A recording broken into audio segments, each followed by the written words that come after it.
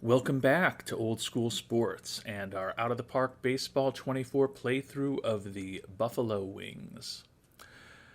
We are about to begin the 2029 playoffs, so for a fourth year expansion team, having made the playoffs two consecutive seasons is a positive thing.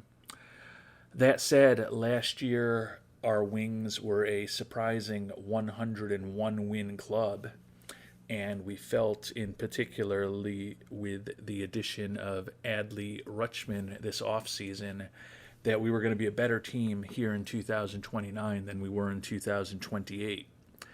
And unfortunately, we were not. We were 90 and 72. So as I mentioned, we have a wild card. We are going to begin the playoffs today, but we did not win the National League East this year. Ended up losing by 2 games to the Mets. Was not decided until the final game of the season. We were one behind the Mets going into game 162, and we did have the tiebreaker against them. So if we had happened to win and they had happened to lose, we would have been division champions. Instead, they won and we lost, and we are now on the road in the playoffs for a 3-game wild card series in Chicago, because the Cubs, similar to the Mets, finished 92 and 70. So our Buffalo Wings, despite leading the National League East for most of the year and being in competition for the best record in baseball for a good chunk of the season, by virtue of a very poor finish to the season, are now on the road for the playoffs. You can see we were 19 and 9 in April, solid May at 15 and 12. We're great in June at 17 and 10, fine in July at 14 and 10. But we've had losing records in both August and September. And the result of that is that we're going to be on the road for a 3-game wild card series. We ended up middle of the pack in the National League, 7th in runs scored on the season. We were in the top quarter of teams, 4th in runs allowed, but definitely played worse over the last 2 months of the season. And our hope is that maybe we can flip things around here in the playoffs.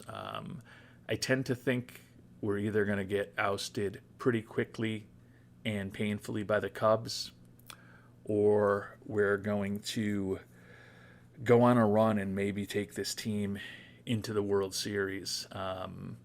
Just feels like there's going to be a binary outcome. Either the poor play that we've had over the last couple of months is going to continue and we are going to quickly exit, or we're going to catch fire at just the right time and be playing well into late October. Maybe talking my book for me to say that those are the two potential scenarios here. We're also in a difficult situation because we were throwing all of our best starters these last few days of the season to try to win the division and avoid having to play in the wild card series.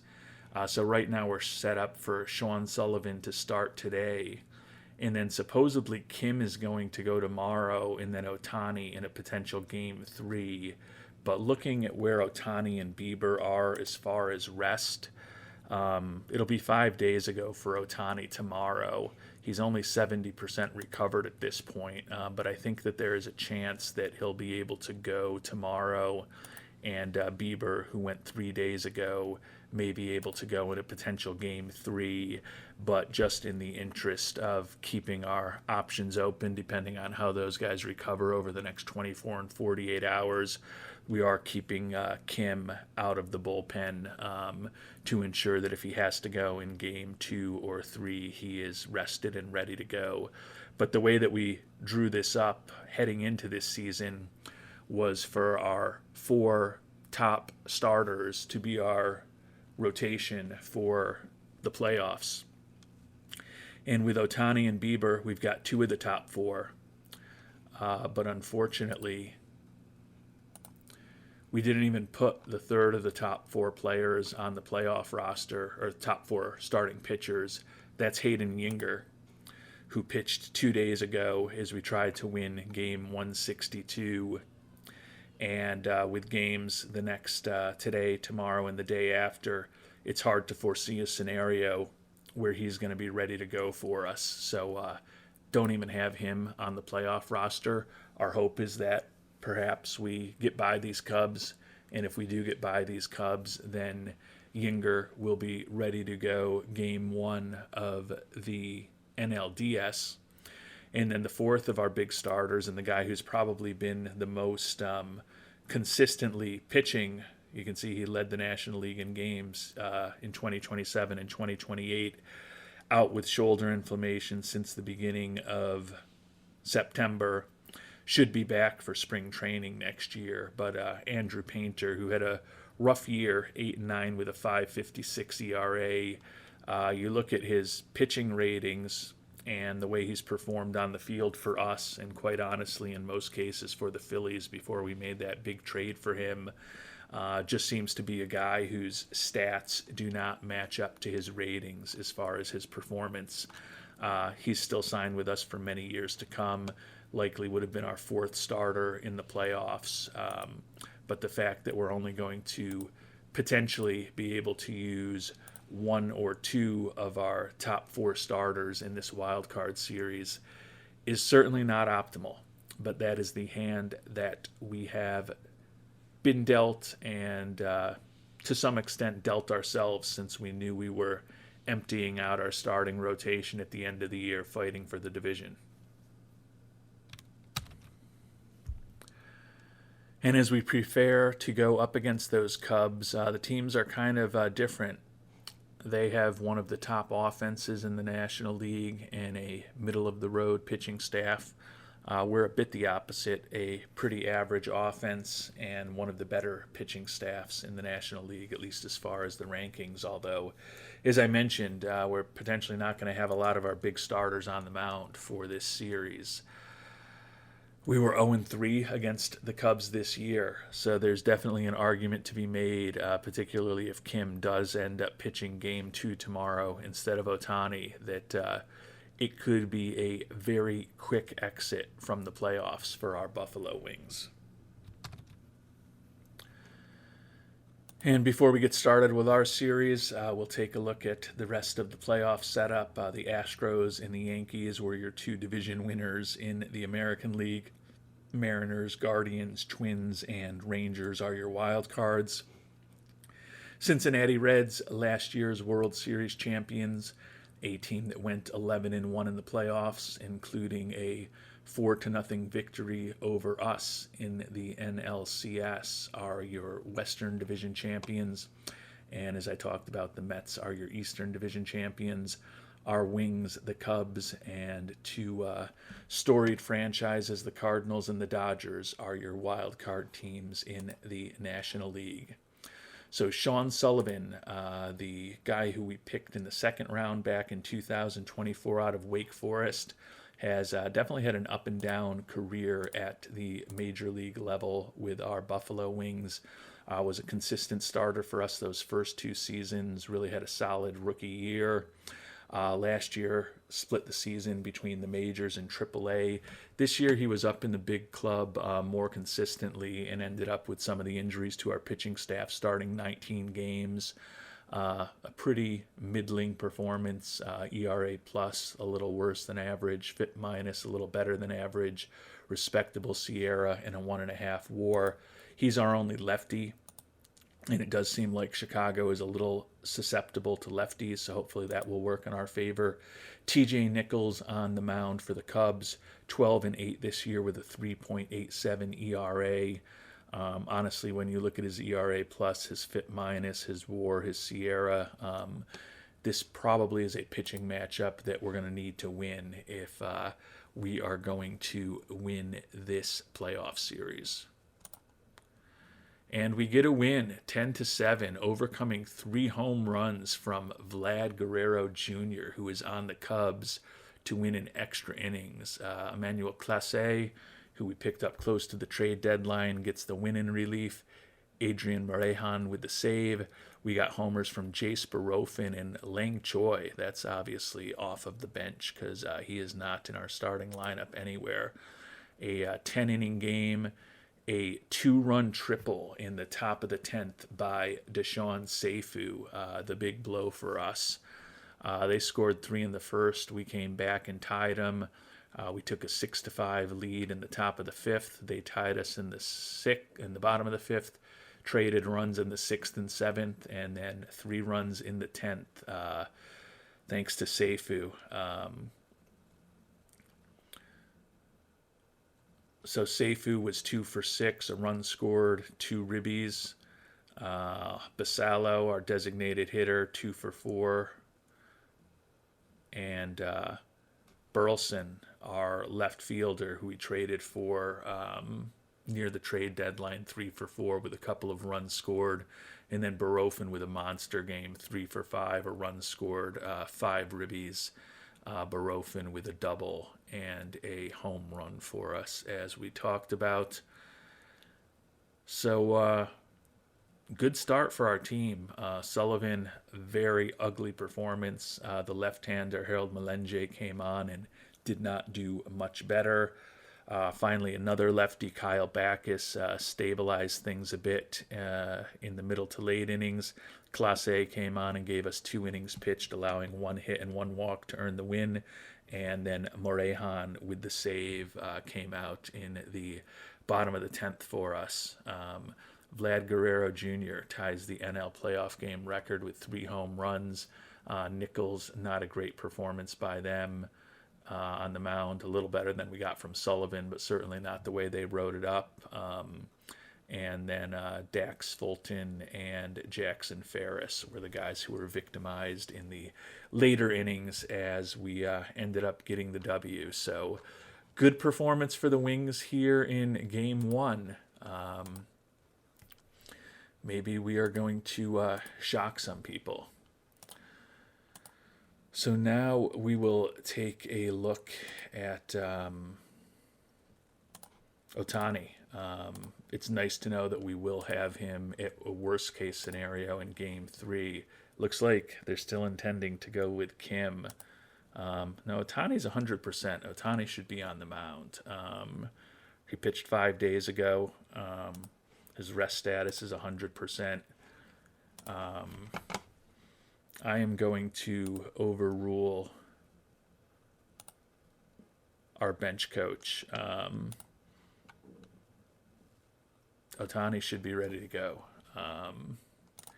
And I would rather get this series done in a second game. Obviously, there's an argument to be made. Oh, you try to win with Kim in Game 2, then you're all set with Ohtani, Bieber, and Yinger if you get to an NLDS. But I don't want to just assume that we're going to be getting to an NLDS. I think if we've got a chance to win a game in the playoffs, we're going to put our best pitcher possible on the mound.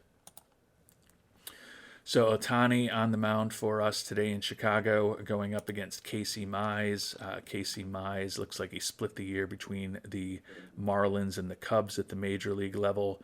4-4 with a 5.20 ERA with the Cubs. 4-5 with a 5.29 ERA from the Marlins. So this pitching matchup should favor us. Ohtani had a pretty big year, led the National League with 36 games started, the record only 12-11, but a solid 3.33 ERA, 242 strikeouts and 216 in the third innings, and a 6.4 pitcher WAR, which I can't remember now. Was that the best in the National League or second best among National League pitchers? Second best. Obviously, it would have been in red on his sheet if he had won it, but Pierce George from St. Louis just topped him in terms of WAR among National League pitchers.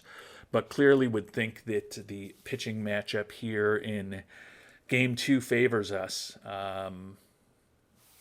Want to get this one done and get a day or two of rest before we have to move on to face that Cincinnati team that is the best team in the National League. Unfortunately, not to be the case. We lose 5-3. Talavera with the loss in relief. Looks like the Cubs got a run in the third and 2 in the fourth. Ended up in a 3-3 tie, and they had the extra inning heroics today. Nelson with a 2-run home run off of Emerson Talavera. So Otani pitched well, but was not enough. Got 6 innings pitched out of Otani. Quality start with 6 hits, 6 strikeouts, no walks, and 2 earned runs allowed.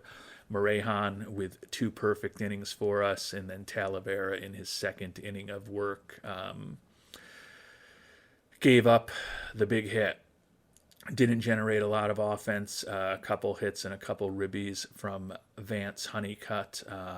Other than that, Rutschman did score 2 runs, walked 3 times, but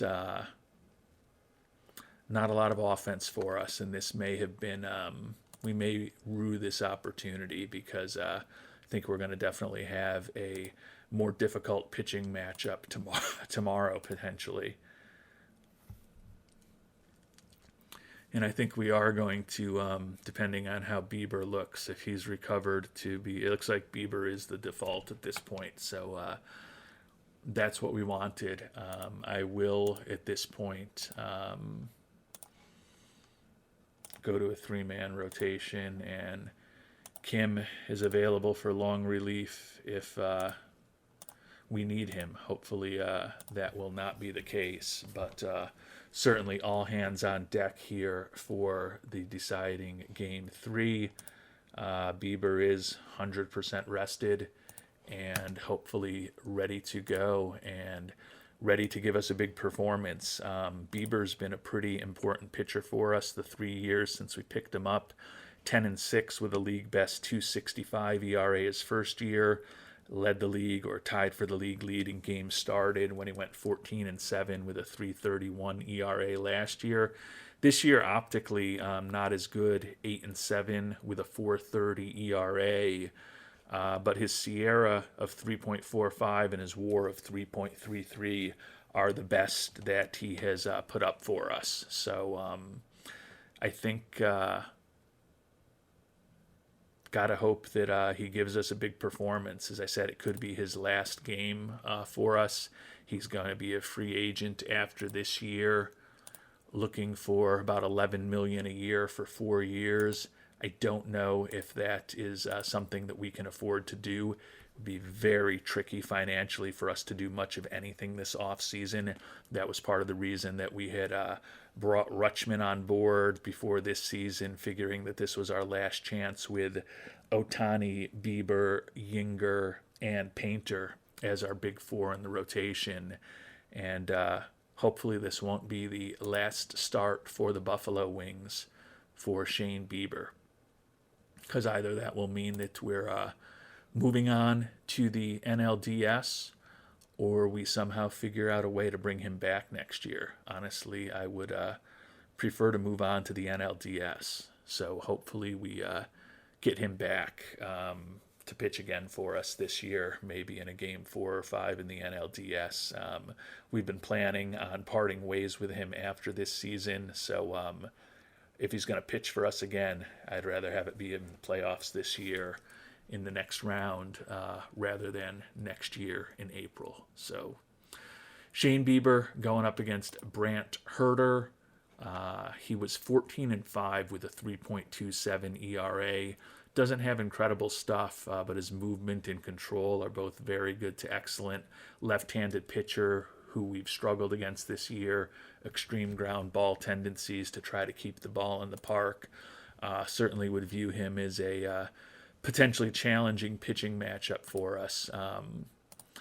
The Wings a year ago were a very good team against left-handed pitching. This year we finished at 12-19 against left-handed starters, a 387 winning percentage. So that is part of the reason why I have been a little worried about what would happen in a Game 3. I was hoping to avoid it by getting the W in Game 2 with Otani on the mound. But now both our and the Cubs' backs are against the proverbial wall. And one of these teams is going to get a shot at Cincinnati. And it's going to be our Buffalo Wings. Bieber looks like an excellent performance. Clase, who was the Game 1 winner, got a save. No home runs allowed. We scored runs in the first, third, and the ninth. The first, Marcelo Meyer with a run-scoring double. And Jace Barofin, 385 with a homer, 5 ribbies, and 1 run scored, series MVP. Obviously, most of that production was in Game 1. Marcelo Meyer today, 3 for 4 with a couple of runs scored and a ribby. Basalo with a couple of hits. Rutschman did not do much in this series offensively. Seifu with his first stolen base. A couple of errors, shortstop Meyer and the first baseman York. But Bieber was excellent, and hopefully that means we'll get to see him at least once more in a Buffalo uniform. 2 hits allowed over 6 innings, struck out 8. Talavera with a 2-inning hold, allowed a hit and a walk, vindicated after being the losing pitcher the night before, and Clase with the save. So Bieber comes up big and turns the Buffalo Wings into believers, and we are off to the National League Divisional Series, where we're going to face the defending world champion Cincinnati Reds, the team that, as I mentioned earlier, swept us out of the playoffs in the NLCS last year.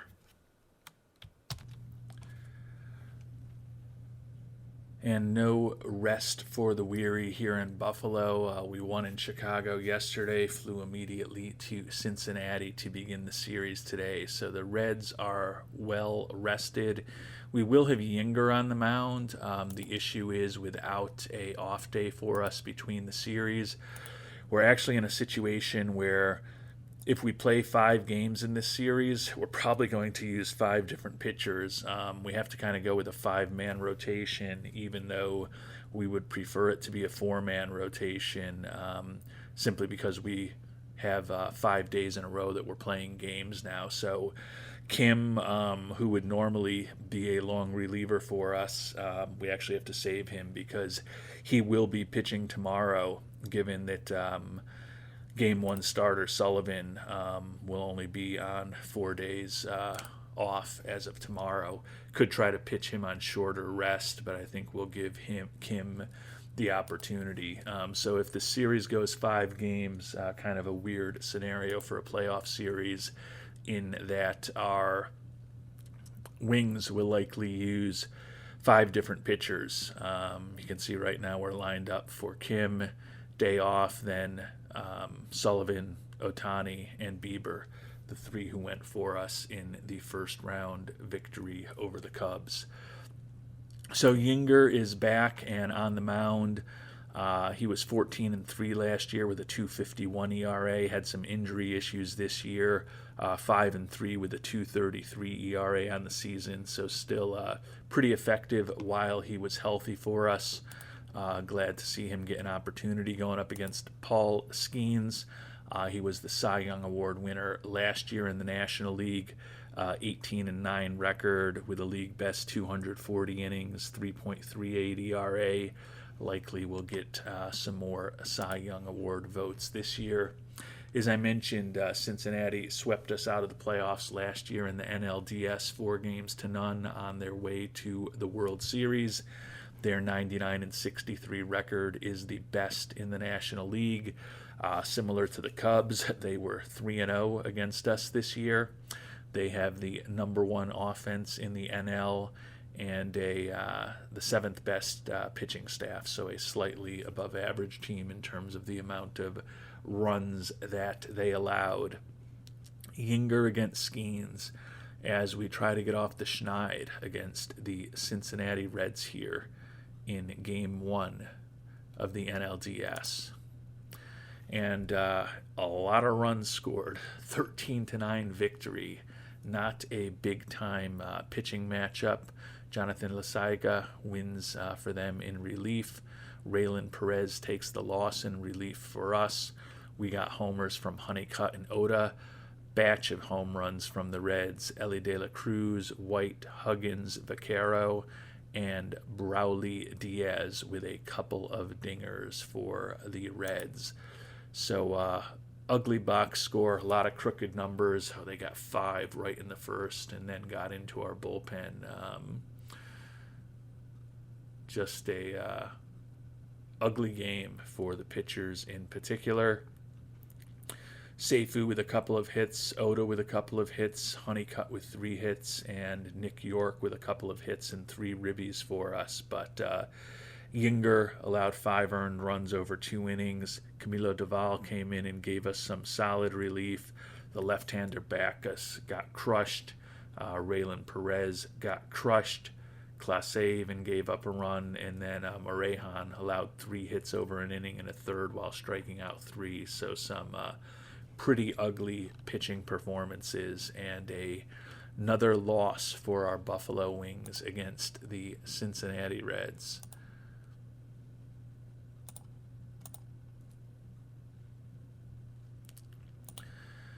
So can we get a W with Kim on the mound? Was our 4th or 5th starter most of the season. 12-7 record, but a 4.76 ERA.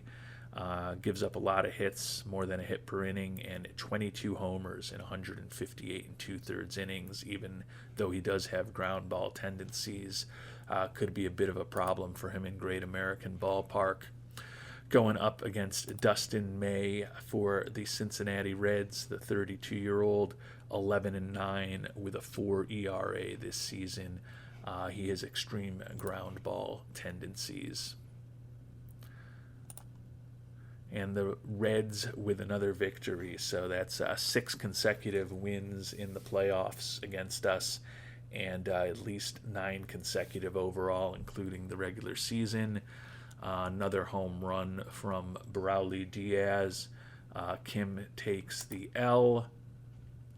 We scored a run, our only run, in the first on a run-scoring single by Marcelo Meyer. Scored Deshaun Seifu, not surprisingly. DeSeifu 3 for 5 with the run scored. Meyer with a couple of hits, and then Burleson, the left fielder, had 3 hits. But not enough pitching. Dustin May was really good. Scattered 9 hits and a walk over 6 1/3, but only allowed that 1 earned run. Kim was not horrible. 2 hits and 3 walks with 7 strikeouts over 5 innings. Did allow 3 earned runs driven by that home run. Morejon gave up another run in his relief effort. So at least we will get to go home for the next potentially 2 games. But our season will be over if we can't get a win on Monday against the Reds. And with the day off, Ohtani is back completely rested. So we are going to move Sullivan to the bullpen, skip his start, and have Ohtani at home here in Game 3 in what is a must-win game for us. Obviously, we potentially have 3 must-win games in a row. We'll have our ace on the mound today, and potentially Bieber tomorrow to potentially play for us in another potential elimination game. Shane Murphy on the mound for Cincinnati. Looks like he must have had some injury issues this year. Only 7 games pitched between Louisville and the big club. 2-0, but with a 5.17 ERA. Torn labrum in his shoulder, and then it came back towards the end of the year. Had a mild calf strain as well. Another left-handed pitcher. We know that those can be a challenge for us. But we've got our ace on the mound. Can we finally get a playoff victory against the Cincinnati Reds? And we do get a win. Morejon with the W in relief, save for Clase. Even got a home run from Basallo. We scored a couple in the second. They came back with 3 in the fourth. We tied it in the 6th. And then a sacrifice fly by Nolan Arenado scored Marcelo Meyer with the eventual winning run in the top of the 8th inning. So we go home, and our first home game of the playoffs, and we finally get a W.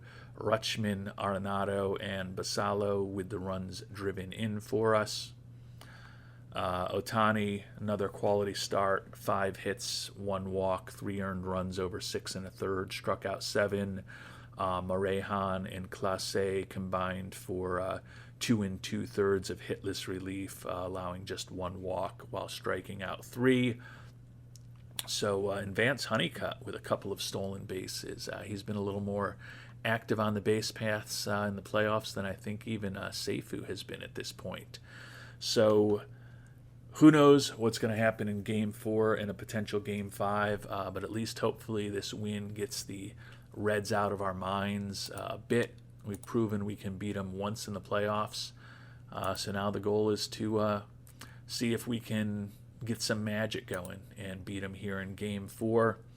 Bieber on the mound for us obviously had that strong outing for us in the deciding Game 3 against the Cubs. Jesse Scholtens on the mound for the Reds, 11-5 with a 5.51 ERA. So looks like a guy we might be able to score some runs on. Maybe we can start making things interesting and put some pressure on the Reds by coming up with a W today. And we do get another win, 4-1. Backus with the win in relief, Clase with the save. Taking a look at the box score, got a run in the first, 2 in the fifth, 1 in the sixth, 4-1 victory. Seifu 2 for 4 with a couple of runs scored. Rutschman 4 for 4 with 2 ribbies for us, his biggest game of the playoffs by far. That 2-run double in the fifth was a big blow for us, gave us the margin of victory. Seifu now with a stolen base today has tied his running mate Honeycutt with 3 steals through the playoffs. Bieber was fine, just didn't get a lot of innings out of him, but 4 2/3 innings, 4 hits and a walk allowed, was relieved by Backus, and then Clase with the save. Bieber still has not allowed an earned run over his 2 starts, so we are going to be going back to Cincinnati, and we've got a decisive Game 5 coming up in a couple of days. And for Game 5, back in Cincinnati for a matchup of that ugly pitching matchup from Game 1 that the Reds won 13-9 at home. Yinger was awful. Paul Skeens was not much better. Certainly a couple of pretty good pitchers on the mound. Would not expect there to be 22 runs scored today. Deciding Game 5 of this National League Division Series to see who's going to get the opportunity to play the Dodgers, who upended the division-winning Mets. And it looks like the division-winning Astros and Yankees have also been upset. So if we are able to win today, that will ensure that all 4 of the division winners lost in the National League Division Series. Hopefully with 3 teams already having done that, it's going to be a year where it happens in all 4 series. Tough pitching matchup for us, but let's see what the results are. And unfortunately, not the case. Cincinnati beats us 2-1. Put up a good fight against them, winning those 2 games at home. And it looks like this was a classic game, 2-1 victory for them. Elly De La Cruz and Christian Vaquero with home runs. Walk-off by Elly De La Cruz, solo home run off of Clase in the bottom of the 9th. So Vaquero with a solo home run off of Yinger, Arenado with a run-scoring single right after that in the top of the 5th to tie things up, and then Clase, who had been pretty good throughout the playoffs. I didn't love the fact that we haven't really been hitting our bullpen as hard as I would have liked. Again, that's the breaks when I let the AI manage things. But I had noticed that Andres Munoz did not seem to have been used very much in these playoffs, and Clase was generally good. Um, yeah, our closer was not used a single time in this 2029 playoff run. And our manager, our bench coach, more accurately, I am the manager, but our bench coach apparently felt better about bringing out Clase for a second inning of work than going to our closer in a tied game, and ended up paying the price with Ellie De La Cruz driving that solo home run over the fence. And the season is over for the Buffalo Wings. Only 3 hits today. Seifu, Arenado, and Barofin with the hits for us. The run was scored by Honeycutt, so not a lot of offense. Skeens did a really good job. Yinger, really good job as well. Raylan Perez, a solid performance. And unfortunately, Clase, his 13th pitch of the night, was the final pitch of the 2029 season for the Buffalo Wings, who for the second year in a row are taken out of the playoffs by the Cincinnati Reds.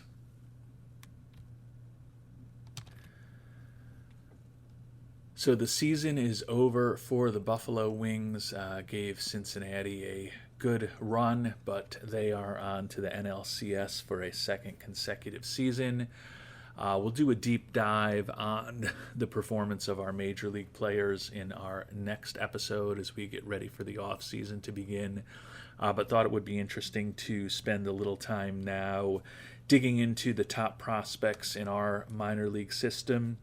And then a thing that I know some of you frequent viewers like, we'll dig in and we'll look at some of the minor leaguers and prospects and other organizations that we have either passed on in previous drafts, had the opportunity to add, traded away from our team, etc.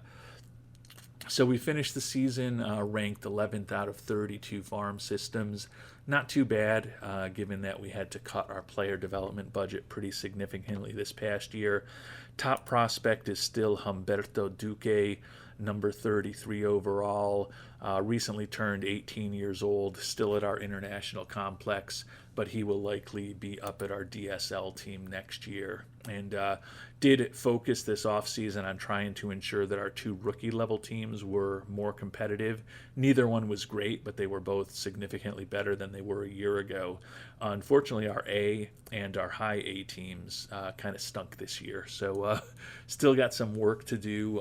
Hopefully some of these guys off of these rookie-level teams will eventually be ready to be meaningful contributors in A-ball, but want to put a more competitive product on the field with those teams. So we'll spend some more time this offseason trying to bring some decent minor leaguers into our system to hopefully help make those teams more competitive. And then Utica and Albany, our AA and AAA teams, were competitive and respectable. Dave Zapp is our second best prospect in baseball, second best prospect in our system, the number 35 prospect in baseball. Picked him 5th overall a year ago. He is angry with his performance. Quite honestly, we're not really thrilled with it either. Hit a .198 last year in his first professional experience in rookie ball. That dropped to a .182 this year. Only 2 home runs and 170 at-bats. Negative WAR. Definitely has a lot of improvement that we're going to need to get out of him. Juan Agramante, our international free agent signing this past season, is the number 74 prospect in baseball. Only 17 years old. He likely will stay at the complex again next year and then probably move to the DSL as an 18-year-old for the 2031 season. Ali Ostendorf, former number 2 overall pick in the draft, still listed as the number 77 prospect in baseball, but his control is not improving at all. And we did promote him to A-ball to just get him out of this rut that he's been in rookie ball for almost 3 seasons at this point. 1-5 with a 6.91 ERA in A-ball and he still walked 29 batters in 28 and 2/3 innings. So over the course of his minor league career, he's walked more than a batter per inning, and clearly that is going to need to improve for him to become a legitimate major league prospect. Nate Kimmel is a guy we picked in the third round in 2028. Improved a little bit this year, got the batting average up from 200 to 231. Did actually hit a few home runs for us. Think he still could be a Deshaun Seifu type player in a best case scenario, but obviously has a lot of work to do to develop his bat to the same level of Seifu's. He's viewed as the number 98 prospect in baseball. Tyreek Hardage, who we picked in the second round last year, number 99 prospect in baseball, 243 average, did hit 10 homers in 173 at-bats in rookie ball. He will be 20 this offseason. Think that he is likely to be playing in A-ball next year. And then our final top 100 prospect is a guy who may be able to help us at the major league level, perhaps even as early as next year, which could be helpful since we're going to be a bit strapped for cash this offseason. Jorge Carrillo, an international free agent signing from way back in 2025. Pretty meteoric rise through the system this year. Last year he split the year between rookie ball and A ball. We moved him from high A, where he started 8 games, to double A, where he started 13 games, and he finished the year in triple A this year, where he started 8 games, 1-4 with an 8.34 ERA in triple A. So clearly would expect that he will be starting the year at triple A next year. Hard to imagine he's going to make the big club off of that performance unless he has an exceptional spring training or ends up just developing like crazy over the winter.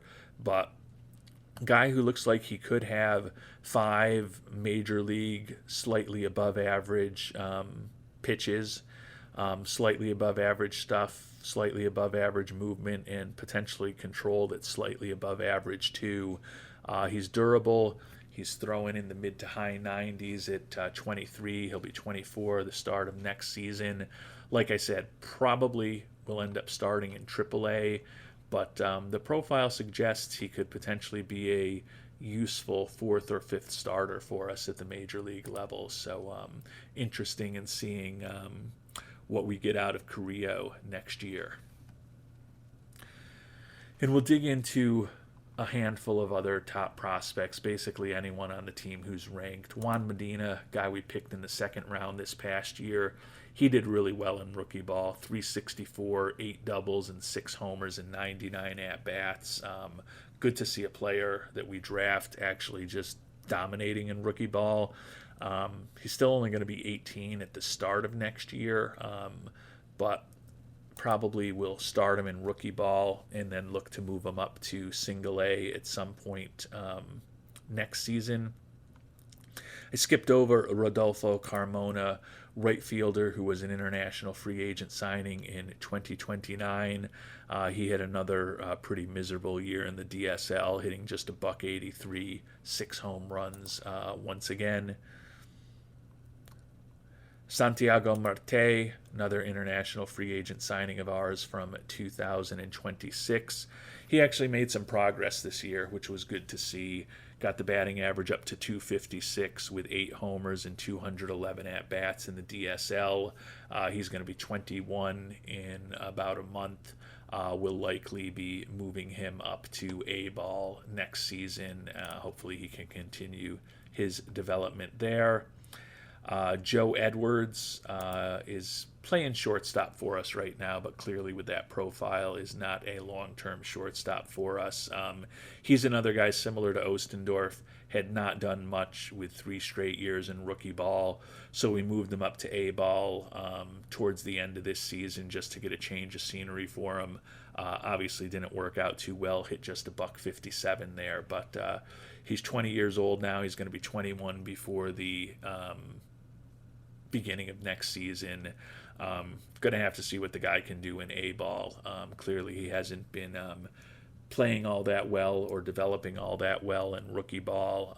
So hopefully a change of scenery next year will help him out. And then last but not least among the ranked prospects, Tim Gaglia, the guy that we picked 35th overall with our first round pick this past year. 212 average, did hit 4 home runs at 113 at-bats in rookie ball, just turned 19 after the season was over. Still think he could be a potentially excellent defensive player with really good speed. It's just a matter of how much his bat will develop. Think he will likely begin next year as our starting center field in rookie ball once again. And when we're looking at prospects from other teams, we're going to start with Andres Medina. Was once the top prospect in our system, is still considered the number 12 prospect in all of baseball. He's a guy we signed as an international amateur free agent. Thought he was going to be our catcher of the future. Great leadership, great defense. The bat is slowly developing. He split this year between rookie ball and then went up to A ball for the final day of the season. He walked and scored a run, but he also struck out in each of his 3 at-bats. Did hit 298 with 11 home runs in rookie ball this year at 22 years old. Although most of that rookie season he was 21, to be fair. If that contact and that home run power continue to develop with that catcher ability, he could still be an interesting major league player.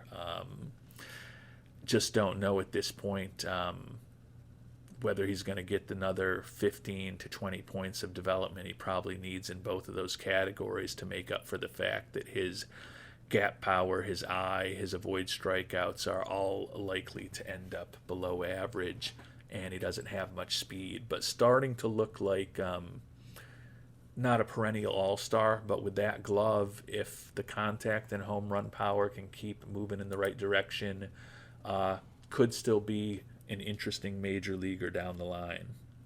A guy that we could have picked up in a trade for Medina is now a major leaguer, and that's Tanner Shillette from the Washington Nationals. Another catcher. Just didn't love his catcher ability when he was offered to us. He's viewed as the number 52 prospect in baseball. Second straight year for him in AAA this year. Hit 262 with 35 homers in AAA. Did get a cup of coffee at the end of the season. Went 2 for 7. Drove in a run. No question that his bat is going to be major league quality, and he's going to hit some balls over the fence. The big issue is how good is he defensively as a catcher? Not all that great. Could also play first. Looks like he could be a useful major league bat with a little bit of pop at this point, and would think that he'll probably be up with the Nationals most of next season. But again, he's going to be 26 years old by the time he's really getting his first significant major league action. So don't view him as a... I'm not second guessing not trading away Medina for Shillette.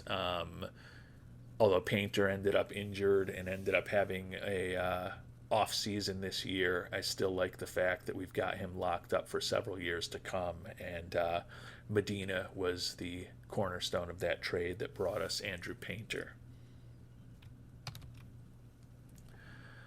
The guy that we almost took first overall when we decided to go with Deshaun Seifu instead is Josh Blevins, number 64 prospect in baseball, who ended up going 10th overall back in 2026. Spent most of this year in high A ball where he hit only 249. Did have 19 doubles and 12 home runs, so a little bit of pop in the bat. Did strike out 119 times, though, so still some question as to how well his bat is going to develop. If it develops fully, he's still going to be a pretty productive major league hitter, but with the way Deshaun Seifu has been playing for us, there are no second thoughts on our end as far as passing on Blevins for Seifu.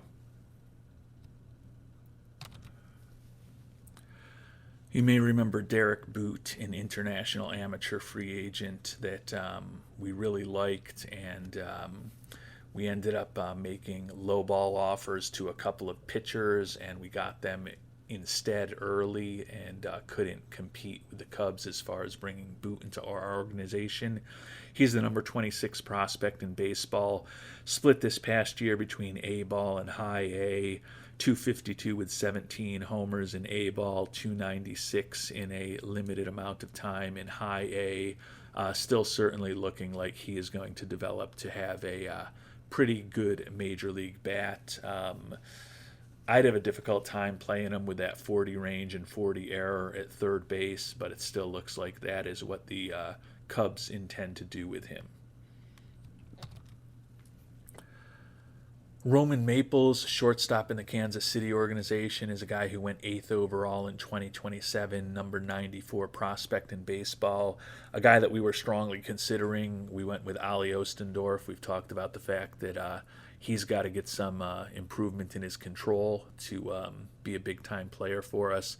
Maples finally broke through this year, hit 326 with 7 homers in 25 games in rookie ball, finally earned a promotion to A ball where he was a respectable 277 average, 6 doubles and 4 homers and 177 at-bats. Still looks like he's going to be a very good defensive infielder, and if that bat continues to develop, he could be making his mark at the major league level in 2 or 3 years. Mike Goodwin is a player many of you thought I should have taken with the 5th overall pick last year. He's viewed as the number 50 prospect in baseball. Another guy that really broke through this year, although he did a good job in a very small sample size in rookie ball in 2028 as well.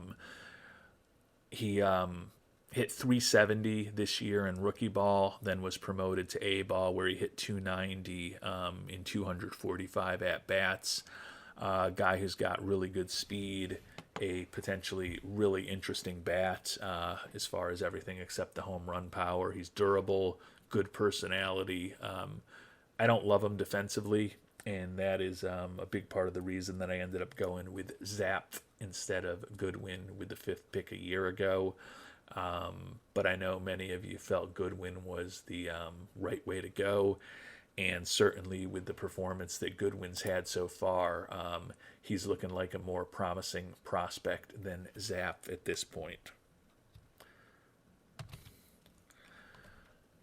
Juan Estrada is a college pitcher, looked at a year ago in the draft, left-hander, viewed as the number 76 prospect in baseball, split this year between rookie ball and A ball, had ERAs in the 4s at both stops, 11 games started, but only a 1-1 record for him in A ball this year.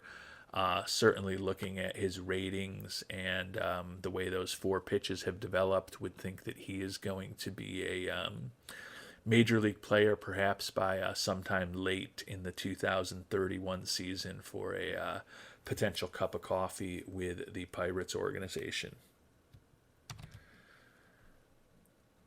Isidro Ochoa is another pitcher that we looked at in the draft a year ago. He's been in rookie ball 2 straight years now.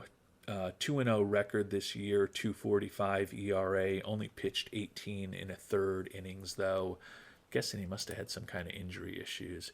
Yeah, forearm stiffness, although I only kept him out for 5 days. Oh, he was recovering from a partially torn UCL. I think I remember that from last year. So he likely was not healthy at the beginning of this season from that injury.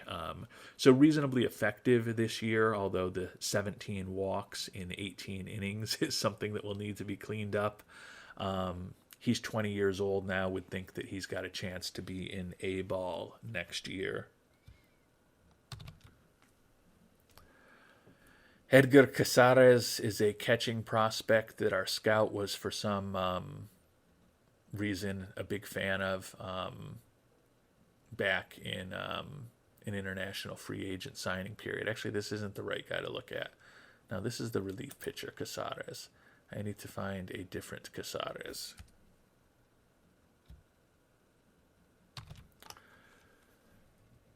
Okay, I don't know why I was thinking Casares was a catcher, but he was a starting pitching prospect, and you can see he ended up going in the 20th round of the 2026 draft to the Astros organization, traded to the Cardinals, released by the St. Louis organization this past May.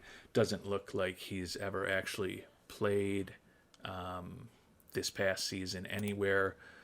Take a look at the pitching stats over the course of his career, and doesn't look like he's actually pitched anywhere either. But for some reason, our scout was in love with him. He suggested we take him for several rounds in a row, even though his profile and his personality did not look much different than this back then. And last but not least is a guy that we thought about taking with our first round pick this year, Danny Ciavarella. We're very intrigued by his potentially off the charts home run power and eye, but everything else with him was middling or mediocre to poor.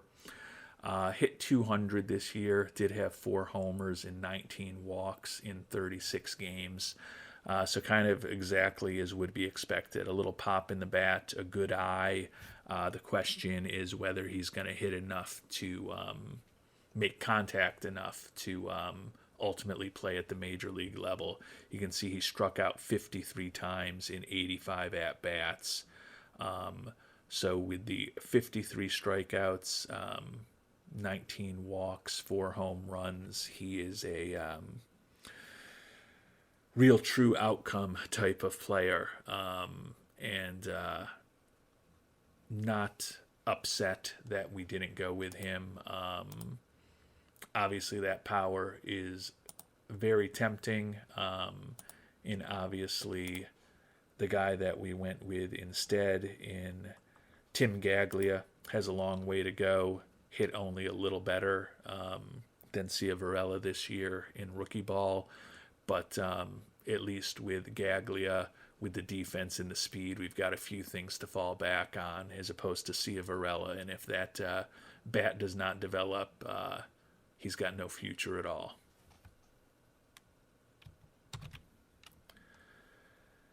And with that, we will call it an episode. Next time around, we will take a look at our major league team and the performances of all of our players this past season, find out who is the winner of the World Series as well. Are the Reds going to be able to repeat? They are the only team that won a division that is still alive in the playoffs. So they've got home field advantage for as long as they continue to play. I mentioned they were 11-1 in the playoffs last year, so the fact that we've gotten 2 wins against them this year means they've already had to sweat a little more than they did at all last postseason.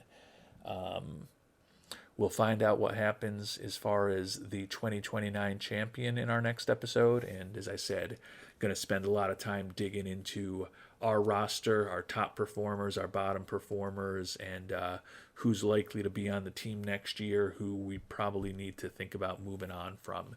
And it's going to be a real interesting discussion because our salary situation next year is slightly improved from this season, but that includes losing a key starting pitcher, losing a key reliever, second key reliever in Duvall, starting third baseman in Arenado, backup catcher. So we've got some holes to fill potentially, and not a lot of money to fill those holes with in this offseason. So going to be another interesting offseason.